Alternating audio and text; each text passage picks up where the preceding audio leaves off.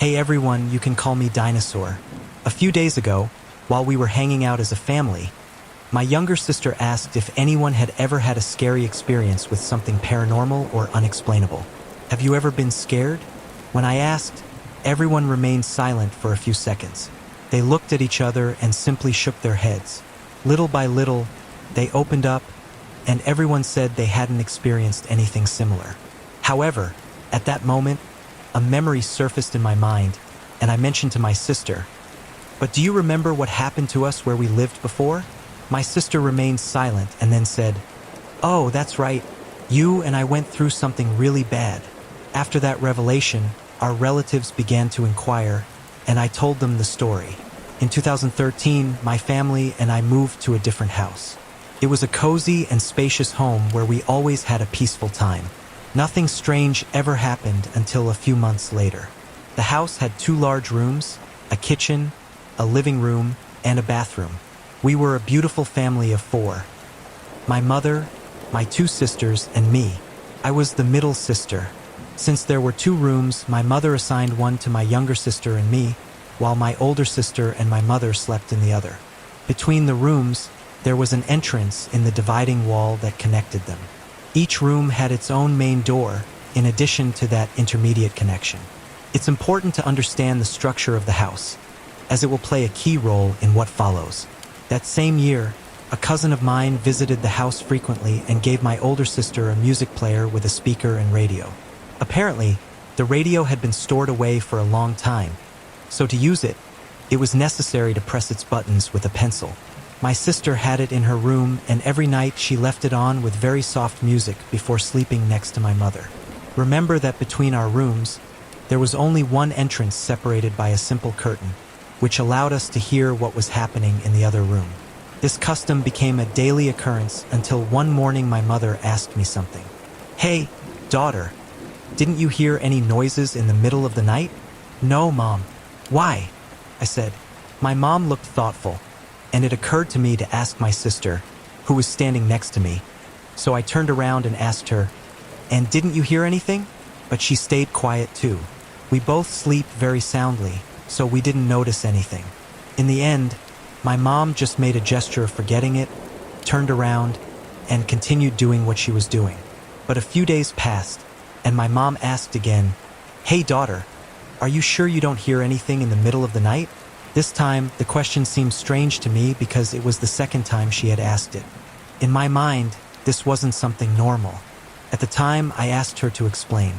And my mom told me that when she went to bed with my sister and left the music volume very low, they would suddenly wake up to the blaring of the radio at full volume. It's as if someone came in and turned the volume up to 100, when they had originally left it at 10 so they could sleep peacefully. And remember, you needed a pencil to press the buttons, so the radio played at full volume. But that's it, my mom went to sleep without leaving any music on. When you have a habit like this, although it becomes something relaxing or helps you sleep, there are times when even this becomes a little repetitive or annoying under certain circumstances. That night was one of those times, so she preferred to fall asleep and let the silence lull her.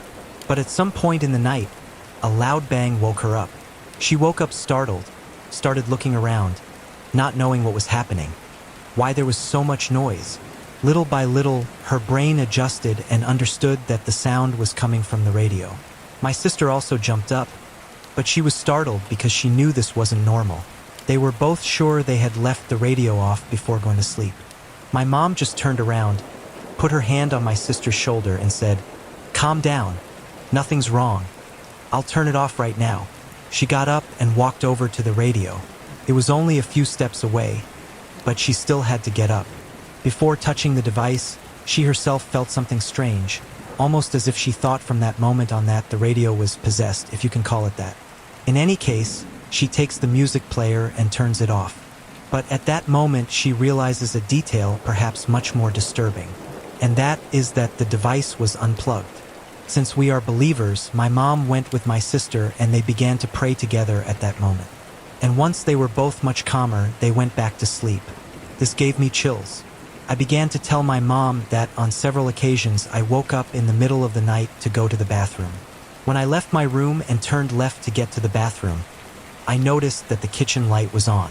Sliding my hand along the wall, I turned off the light and everything was completely dark. I walked straight until I reached the bathroom. There, without turning on the light, I only did what was necessary and returned to my room. The main entrance to my room had only a curtain, no door. Because of this, when I went to bed, I could perfectly see if any light was on. And what do you think? That night the bathroom light was on, even though, as I said, neither I nor anyone else had turned it on. I tried to rationalize what had happened. Maybe I was just so tired that I didn't realize what I was doing, which I always did mechanically. So, maybe that particular night I turned on the light and didn't realize it. Anyway, I got up and went to turn it off. But that same morning, my mom told me that when she got up early to go to work, she found the kitchen light on. Even though I had already turned it off and before going to sleep, I checked that everything was off. This didn't happen once or twice, but many times, and I hadn't been scared until the radio incident happened. Because remember, from my room I could perfectly hear what was happening in the other room. This radio incident usually happened between 1 a.m. and 2:30 a.m., and I always woke up to go to the bathroom at 3:45 a.m. It was strange that every time I woke up, my digital clock showed the same time. We decided to get rid of the radio, and for a while everything calmed down, but the worst was yet to come. When the school year ended, I stayed home to look after my younger sister, as my mother and older sister worked. I stayed up from 6 a.m. watching cooking shows on TV, and as soon as a specific program came on, I knew it was time to wake up my younger sister and make her breakfast. Back then, in 2013, I was 11 years old and my younger sister was 7. Our house wasn't the safest. The front gate was locked with a chain and a large padlock, and the fence was half concrete and half cyclone wire. We lived in a very quiet area, but we were still just 2 girls, and my mother didn't like leaving us like that. However, due to life circumstances, that was the way it was. On that particular day, it was a breeze, and the light rain falling in the front yard seeped through the front door, leaving it ajar with a gap of about 15 centimeters. When the program ended, as usual, I got up from the chair where I lay watching television and walked into the bedroom to wake my sister. I moved the curtain and entered. Barely a minute passed between the time it took me to wake her up and her getting up to accompany me to the living room. As we walked, I opened the curtain, and when I looked ahead, my body filled with a chill and intense fear. I reached out and pulled my sister toward me to protect her. She called my name in a hesitant tone because she didn't know what was happening. She could sense the fear in me, but I was paralyzed by what I saw. In front of me was an older woman, plump, with short brown and gray hair. She was wearing an orange shirt and a long white skirt. The woman was sitting in the same chair I had gotten up from seconds before. She was upright with her legs close together. She seemed like a normal person, but she was a stranger who had suddenly appeared inside my house. At that moment, the woman looked at me and said, "Hello. Good morning, Sapota. Liberato lives here." I felt my nerves on edge when I heard her, because besides, her voice sounded strange. I don't even know how to describe it, but it didn't sound like a normal voice, human. And all I did was hide my sister even further behind me. I didn't even remember blinking at that moment. And I just answered, "Hello, ma'am. No one who's looking lives here. I don't know him either."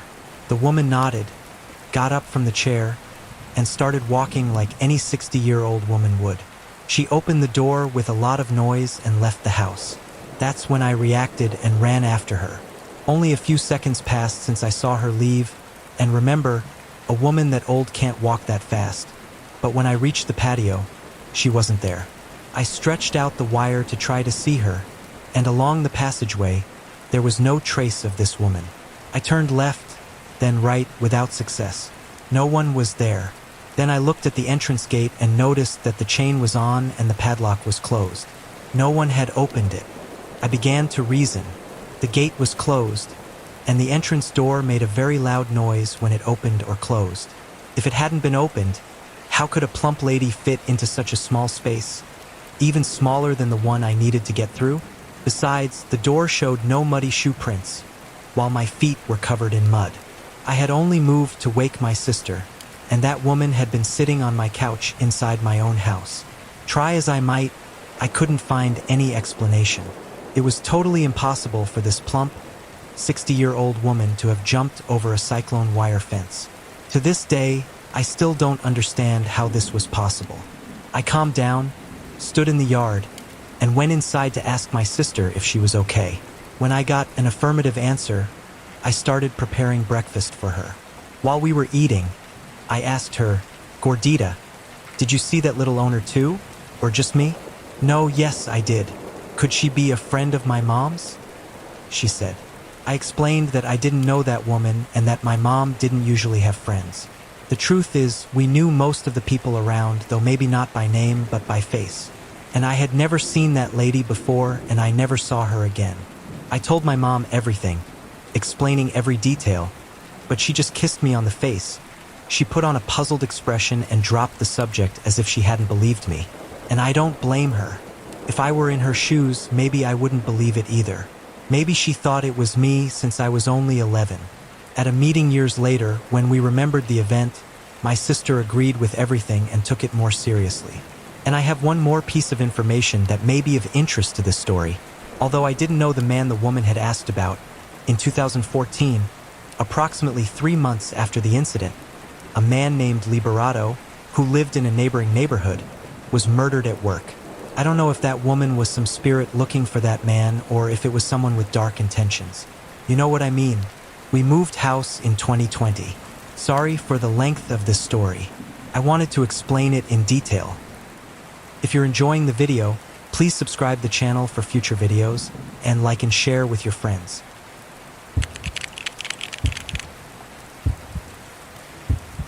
Hey, good afternoon. This begins on an afternoon that seemed normal in my house. My cousins had come home from visiting, and we were all in the living room trying to play something to pass the time. I was about 8 years old. My older brother wasn't supervising because my mother and aunt decided to go out and buy some things. The idea was to keep us quiet until they returned. I never thought something as simple as waiting for crackers could end so disturbingly. When they returned, my mother arrived with several bags and went straight to the kitchen. As always, I was delighted to see that she had brought animal crackers for everyone. They were our favorites, we really loved them. She asked us to form a line so she could divide them onto plastic plates. It was almost 7 p.m., and in that house, at that hour, the side window looked out onto a half-dark street. You could barely see some lights on the sidewalk across the street, but because of the angle of our window, the main thing we noticed was the almost total darkness. I had to stand at the end of the line. My cousins, 3 boys and 2 girls, couldn't stop laughing at every little thing. The atmosphere felt relaxed, even though it was already dark outside. But suddenly, while I was waiting for my turn, I had the bad idea, if you can call it that, to take a look out the window, and I stood there looking. At first, obviously, there was nothing there, but then I clearly noticed a white figure, a humanoid figure, moving from one side of the window to the other. But the worst part was that it seemed like the silhouette was watching us from outside, as if it wanted to enter or at least observe what we were doing. I stood still with the plastic plate shaking in my hands until I dropped it in fright. It only lasted an instant, but I clearly noticed that thing coming a little closer to the window. And it had a face. I remember it had a face that I don't even know how to describe, and it looked at me fixedly. My cousins saw that I went very pale. They started asking me what was wrong, why I was throwing my plate, but I was too scared to say anything. The figure disappeared almost immediately, as if it had sensed that I had discovered it. The rest of the night, obviously, I was very nervous. Of course, I told everyone what happened, but my cousins just laughed at me, thinking that I had been impressed by a simple shadow, but I knew what I had seen. That white silhouette was not an ordinary person, much less just any shadow. Unlike the others, my mother, who had known me since I was born, knew that I was not faking. That behavior of mine, that validation she gave me, definitely was not something natural, it was not normal. She was the only one who came over and hugged me, comforting me. I guess there was a part of her that did believe what I saw, or maybe she was just doing her job as a mother. The second time something strange happened, I experienced it with my older sister and a cousin. This was on another night around 8. My mother went out again. This time I was shopping with a neighbor, and my older brother wasn't home because he'd gone out with his friends. We were left alone. My 17-year-old sister, my 16-year-old cousin, and I. Unfortunately for me, a sudden blackout occurred in the neighborhood. We didn't have any candles on hand, and we couldn't even find a flashlight. The only room that was open was my sister's room, so we ran, a little scared, to take shelter there. She nervously closed the door to keep out any light from the windows because we didn't even know what to do if someone looked out. We were silent, trying to listen for any appliance to turn back on, which meant the power had already come back on. Suddenly, I felt a chill when I heard a very strange noise. It came from the kitchen, which was next to the room, separated only by a small hallway. The sound was insistent, metallic. It was like two pieces of steel hitting each other. It took me a few seconds to understand that it was knives being sharpened. My sister and my cousin looked at each other in terror. The idea was going through my head, that someone had entered without us noticing, taking advantage of the darkness. But it was strange because we couldn't hear any footsteps.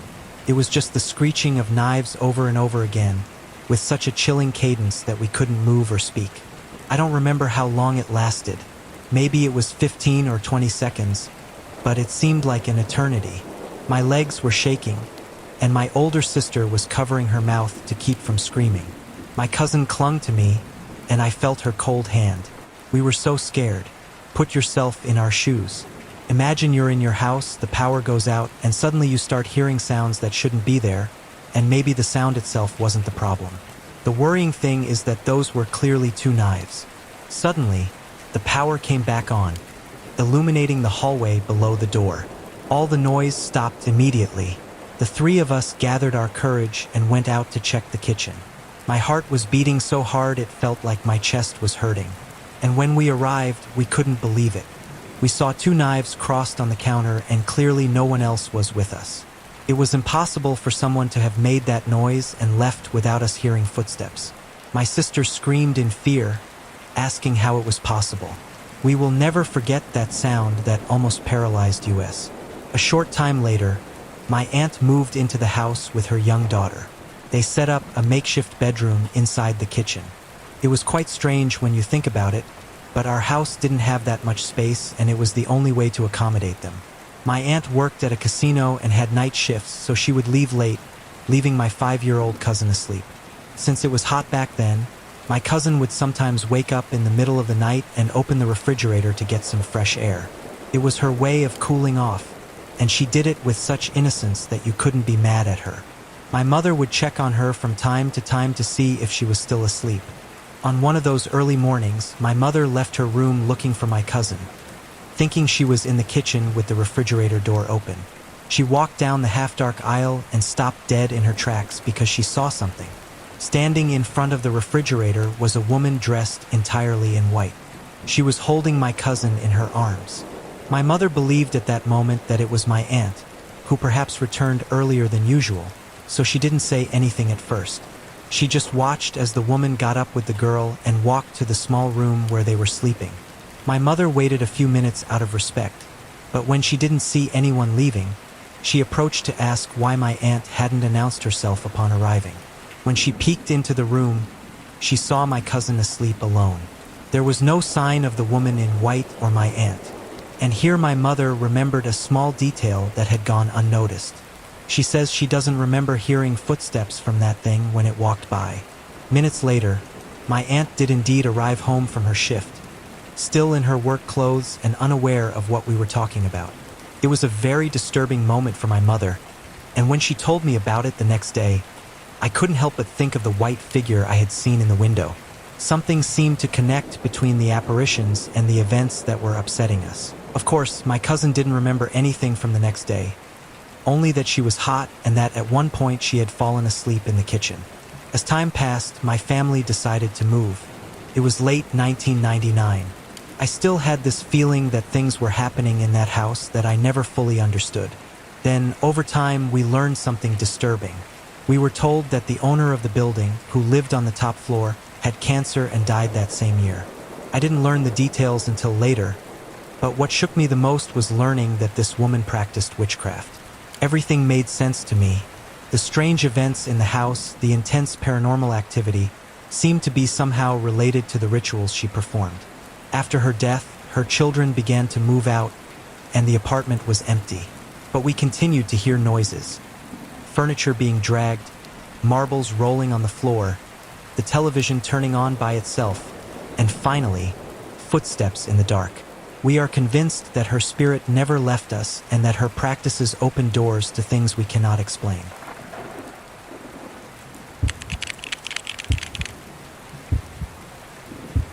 Hello everyone, I hope you're all well. I didn't live the following story, but I was part of it. So, for the privacy of those I'm about to mention, I'll change their names and try to be more precise and summarize everything so it's not so long. With this in mind, I'll begin to tell the story. Esther was a young woman from Guatemala who, in the midst of the pandemic, went through very difficult times with her family. Their environment had changed drastically when her father decided to separate from her mother, leaving her 3 children in their maternal home. Before that event, the family was immersed in evangelical religious customs. And although the economic situation wasn't always easy, they maintained an emotional stability that allowed them to face day-to-day life without major setbacks. After her father left, Esther perceived a growing tension in the home. At first, she sank into a deep sadness, but her brother David, the one who came after her, showed signs of a more abrupt change. He became distant, aggressive, and intriguingly irritable. It was difficult to tell if he was angry with the father, the mother, or with himself. The mother didn't understand what was happening to him. She only knew that his outbursts were unprecedented and that since the father began a relationship with a person named Jolie, David's behavior had worsened. According to rumors in town, Jolie's family was involved in dark matters, and it was said that they had been immersed in dubious practices for years. Esther's mother became quite concerned when she remembered the times she had heard rumors about people who resorted to witchcraft to resolve all kinds of conflicts. One day, seeing that David was no longer just responding with insults but also seemed out of his mind, the mother decided to speak with a leader from her former church, trying to understand if something evil was at play. The leader, after hearing the details, came to the conclusion that the change in David might not be merely emotional, and that theory suggested the possibility that the boy was under a dark influence. Based on what the family believed, there was more to it than simple teenage rebellion. By this point, the mother was pretty desperate, so any explanation seemed fine. Everything had deteriorated so rapidly that she searched for any answer that fit even the slightest bit. In a moment of desperation, she invited the leader and some parishioners to pray for David, hoping the prayers would appease his strange behavior. It was a Sunday afternoon. His mother was there, standing at the door of her house, welcoming all her former congregation members. And they, one after another, were entering her humble home. David was standing in the middle of the living room where chairs had been placed for the guests. Strangely, the boy seemed calm.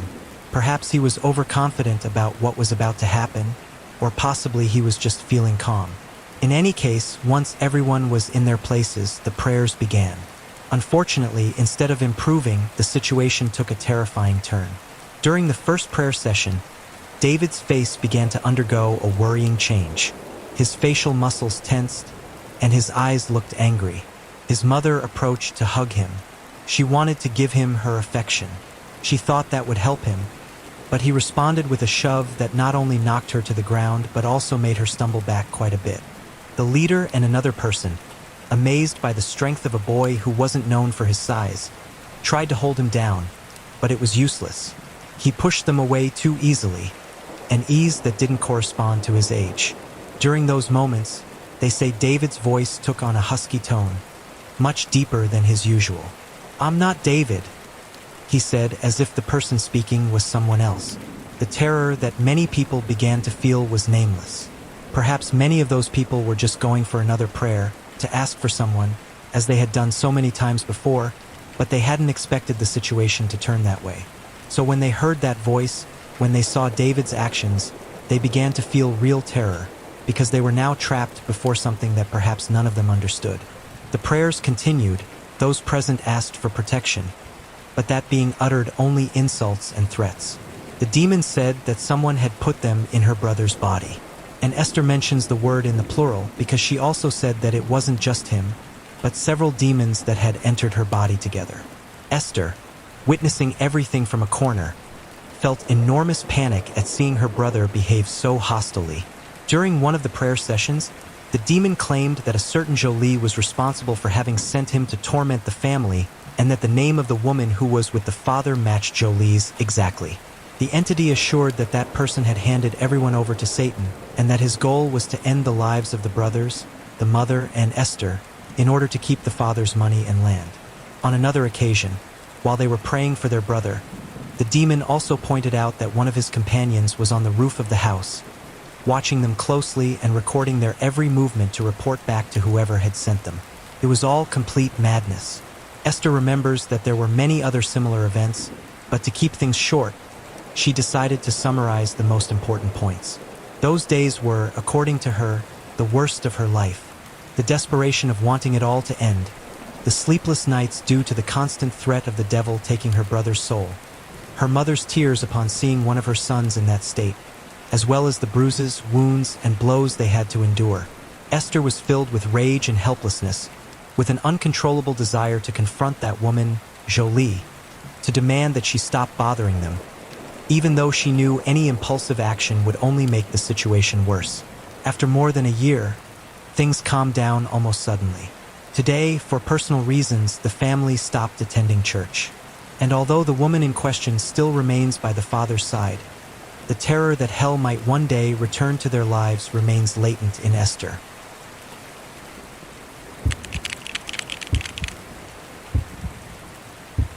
Hello, I'm sharing a story about my grandparents' old house. My grandparents moved to the city after my mom was born. They found a huge tenement that connected two streets. There were trees everywhere, long hallways, and thatched roofs. During the day, people talked and children played, but at night, the atmosphere changed. In the center stood an immense fruit tree. Beneath its roots, a dark hollow opened. Old neighbors, people who had lived there a long time, said that the entity came out from there and guarded a treasure. No one dared cut down that tree because they were afraid of opening a door to hell. Others believed it was just superstition, but they preferred to avoid it anyway. My mom tells me that if you walked around there very late at night, you could see a man jumping on the roofs of the houses. It could have an explanation if it weren't for the fact that it was a very humble neighborhood, where the roofs were made of straw and the structure was too fragile to withstand the weight of a person, much less a man jumping from house to house. However, several witnesses claimed to have seen a man walking through them in the early morning. His silhouette seemed to be of great size. They said that if anyone looked at him, they felt an inexplicable terror. The stories spread from mouth to mouth, fueling the dark reputation of that neighborhood. One night, while everyone in the family was doing their normal things, they heard someone banging very hard on the door. My worried mom approached the door that kept being violently banged on. She approached and took the handle. She turned it and opened it just a little, just so she could peek inside. And then she saw a neighbor who came asking for help. He had scratches and bruises and swore he had fought with a strange being on the stairs that led to adjacent street.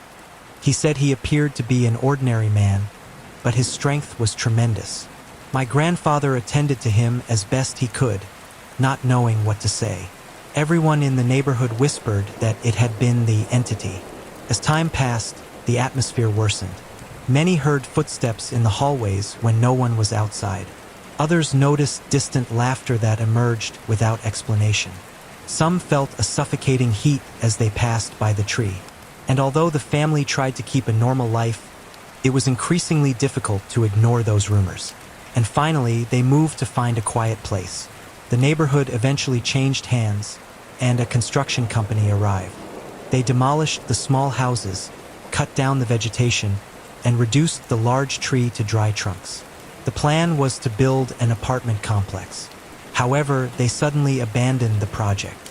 From one day to the next, they left behind machinery, materials, and an empty lot, and no one understood why. Neighbors gave various versions. Some spoke of accidents among the workers, others mentioned legal problems. There was also a theory that something was still lurking around. They said the workers felt chills in broad daylight and saw shadows at dusk. Little by little, everyone quit, and the company disappeared, leaving behind rubble and silence. Over the years, the land began to become covered with weeds. A new tree sprang up in the same place. The machines rusted. People avoided crossing that area, even though it was open and unguarded. Some curious people entered. They would take photos and come away with stories of strange noises or odd sensations. Nothing concrete, but enough to reinforce the tree's sinister reputation. One day, a man came to rent a house next to the land and brought ducks that he let loose around there. At first, they walked without problem among the grass and construction debris. But then the man left without warning, and the neighbors said the ducks turned up dead one morning. No one knew what happened, but everyone remembered the land's troubled past. If anyone's wondering, yes, the vegetation returned, and the new tree remains in the center of the abandoned site.